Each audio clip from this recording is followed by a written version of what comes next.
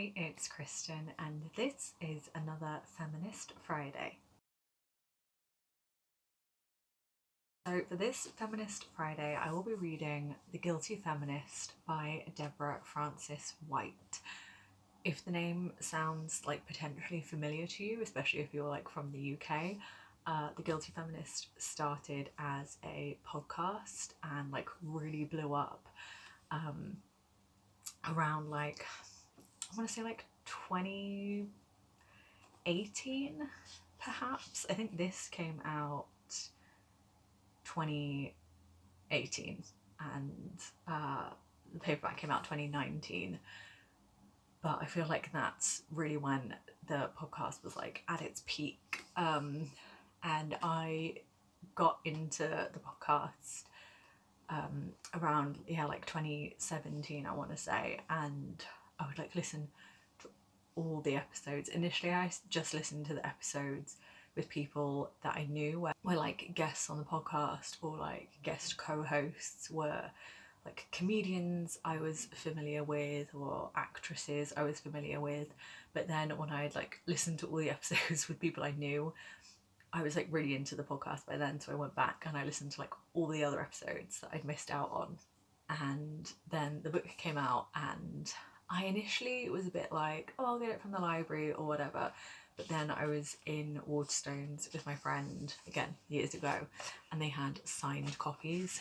So I bought a copy then, and I haven't read it until now. I just like kept putting it off, was like never quite in the mood for like a non-fiction of this type, or I'd pick it up and I'd try and read it and I just like wouldn't be in the right headspace, so I'd put it down and then I'd be like, I'm gonna read that, and then like, yeah, didn't get around to it. So I thought, now I'm gonna do it. I'm just gonna read it before the end of the year because I can't go another year without reading it. This is basically just like Deborah Frances White talking about feminism and being a feminist in like modern day 21st century, and like talking about various different topics, just being a woman in the 21st century and like what that means. And she, I think, does like leadership talks sometimes, so I believe there's some elements in here of like things you can do to, you know, gain confidence as a woman, speak up, those kinds of things. And I'm hoping it doesn't get like too self-helpy because that's like not what I'm picking this up for. I quite like Deborah Frances White. Sometimes I think she gets a bit too like heavy-handed, or like, I don't know, this sounds really rude, but like sometimes I think she, once the Guilty Feminist got really big, she sort of bought into her own hype a bit, and like, but that I mean, that sounds mean, so I'm hoping that like doesn't come into this at all, and I'm sure it won't. But there's also, I know, like little interviews with other people, like people she's had on the podcast before, just to get more like intersectional, diverse perspectives. So let's get into it. So I'm actually going to do this one on audiobook because in the past I have tried to read this before and like it read fine, but I just, there's some like non-fiction I click with immediately, and other non-fiction where it takes me a lot to like get into it.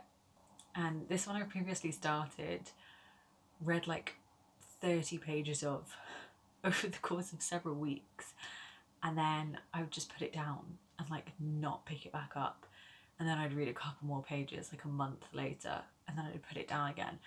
So I thought if I did this on audio, perhaps it would like read better to me, because it is Deborah Frances White who does the audio, and having listened to some of it already, it works well, I think, because if you listen to the podcast, it basically just feels like a maybe slightly more formal, structured version of listening to the podcast. That being said, there is also someone who reads in for like other people when she's like interviewed other people, or there are quotes from other people. There is someone else reading in, and initially I thought, after like the first two, I thought that people were reading in their own parts that they'd written, their own little interviews or segments that they'd written for the book. But when we got to Susan McComber, who I love, and who I know what she sounds like because I've seen her, and I realised it wasn't her voice, it was the voice of the person who'd done the other bits.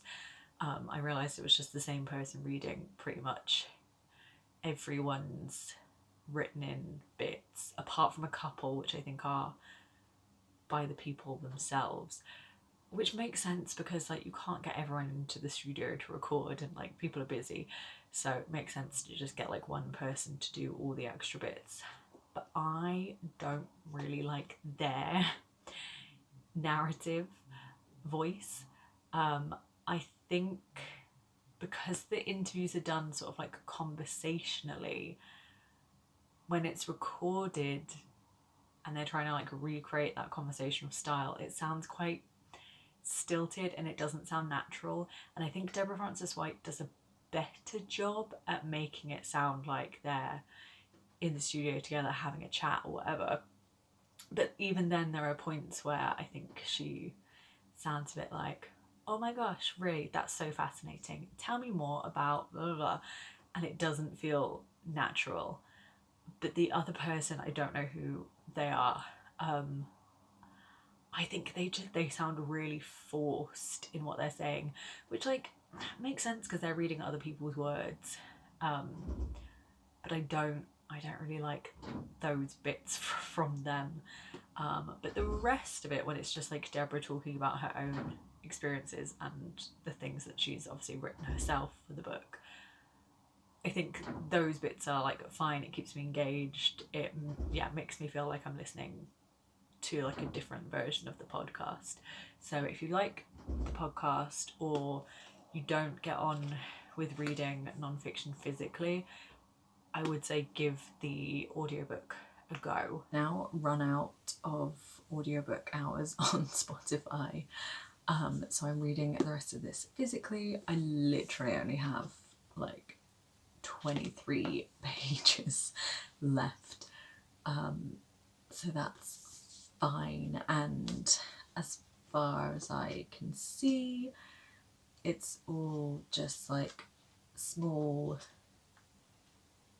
bitty bits left about like smaller topics, all from Deborah's point of view, so like no more interviews or anything, or interjections from like other people.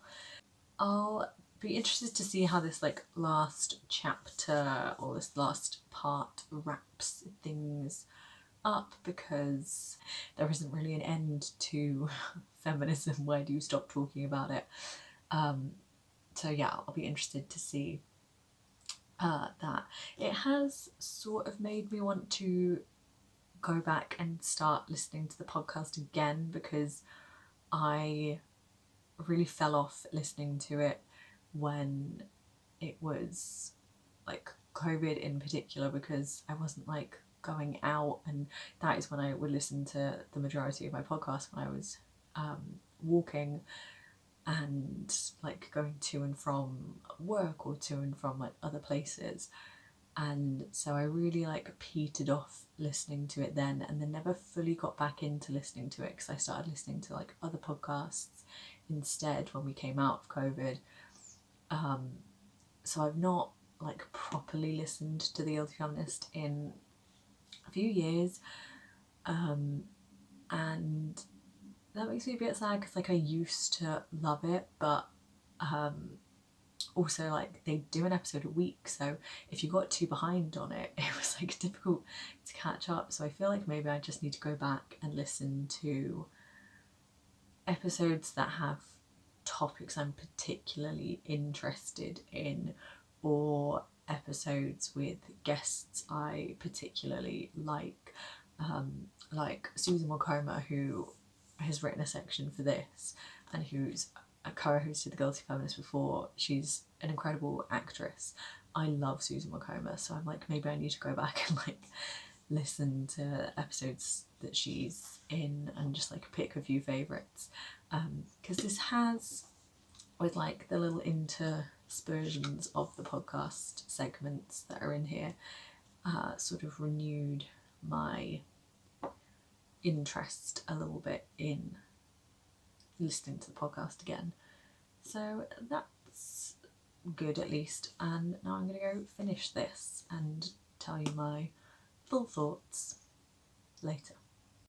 So this last section, or like penultimate chapter, I think, is basically like all the little like topics of like, I'm a feminist but I like this thing, or I'm a feminist but I do this thing, which like every chapter or section starts with. So we've got like, I'm a feminist but some days even my life doesn't pass the Bechdel test, or I'm a feminist but I used to think the feminine mystique was a classic perfume and not an important feminist text by Betty Friedan. Which is like how they always start the podcast. And so this last section is like, I'm a feminist but can I still like rom-coms, or I'm a feminist but I still enjoy certain rap songs, or I'm a feminist but I do like putting on makeup and getting dressed up and stuff, and just like all the things that are stereotypically like very female, but looked at in a way that like, actually, can these things be considered feminist? Sometimes yes, sometimes no, but like, does that even matter? Like, you can still enjoy something and it doesn't necessarily make you like a hypocrite if you call yourself a feminist, but you love like the idea of wedding dress shopping or something like that. But also like, could that be seen in a positive way, because it's about like women having the spotlight and getting to like choose what they want and that kind of stuff. So that's kind of fun that this is like the last little bit, and it's like a punchy way to end things, I think. So I'm almost at the end. Again, I'll do like a big wrap up once I'm fully done. My lighting is absolutely terrible because it's gone dark outside and I have my lamp on. This is horrible, let me do that. But I just really wanted to read this quote. I'm at like the very end of the book. But I really liked this section. We can hope, but can we dare? Sometimes I think, no, not me, it's too hard. I'll be criticised, I'll get it wrong. I don't have time, where would I begin? Then I remember that my life now is the direct consequence of the hopes of the long dead women before me. We live their hopes every time we walk down the street, unchaperoned, uncorseted, uncensored.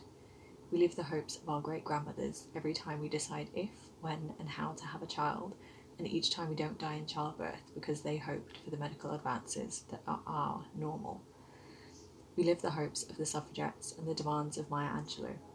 Not all of their optimistic predictions have come true, but their strenuous resistance has transformed into our way of life. We live in a world where a woman can run New Zealand and take maternity leave. We live at a time where a woman in Saudi Arabia can drive a car, and a girl in Nigeria will be immunised against polio. We are the breathing, living manifestations of the hopes of women who are not breathing anymore. We must hope for ourselves, our daughters, and the women 100 years from now. I just really liked that. I thought it was nice, and yeah, it makes that argument of, for the people who go like, I'm not going to make a difference, I can't change anything. Like, if we all had that attitude, nothing would change. And like, maybe something won't happen or change in our lifetime, but if we push for it over the years and more people take up the cause, then like maybe in 100 years things will change.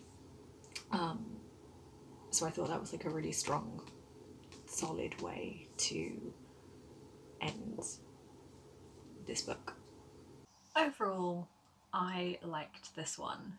I thought it was pretty intersectional with its feminism, which I know Deborah Frances White really like strives for, where Deborah herself didn't feel like she could speak on things. There were like guest contributors to speak from like properly representative perspectives. I think like for a book on feminism written by like a white woman, Deborah Frances White does have like quite an interesting perspective, because she was a Jehovah's Witness when she was younger, which she basically refers to as like being in a cult. So in terms of her like discovery of feminism and like journey to becoming a feminist, she does offer like an interesting perspective of things that she had to learn and things that she found out about and things she wasn't allowed to do when she was younger that she then had to like learn as someone in her like late teens, early 20s, when actually a lot of people her age already knew about these things. So I think that does add like an interesting perspective from her past. She's also like a comedian, so she has insights into like the entertainment industry and the differences between like the way men and women are treated in that.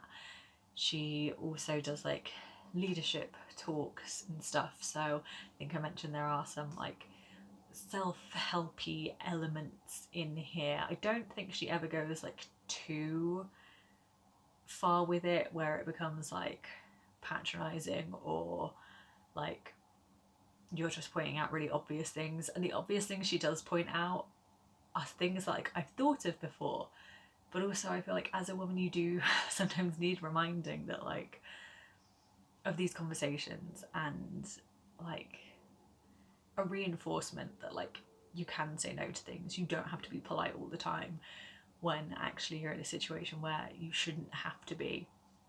And I think she does offer like useful insights, useful advice, and just like a fairly interesting perspective on things.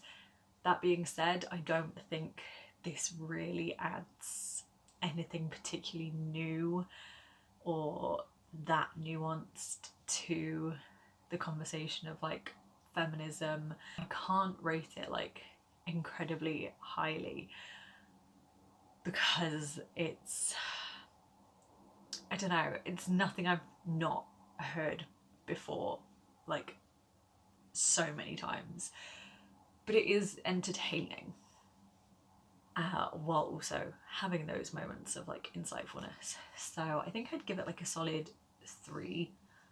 I did enjoy the audiobook for the most part. I do also think that like having got into it via audiobook, I then found it like easy to read physically when I no longer had the audiobook. If you're like maybe getting into feminism or you enjoy the Guilty Feminist podcast but like haven't really ever read non-fiction about feminism, I would recommend this. But if you're like really well versed and knowledgeable about feminism anyway, this maybe isn't the book to like learn more about feminism and stuff like that. But I'm glad I read it finally. Have you read this? Let me know. Let me know your thoughts if you have down below, and I'll see you soon with another video. Bye!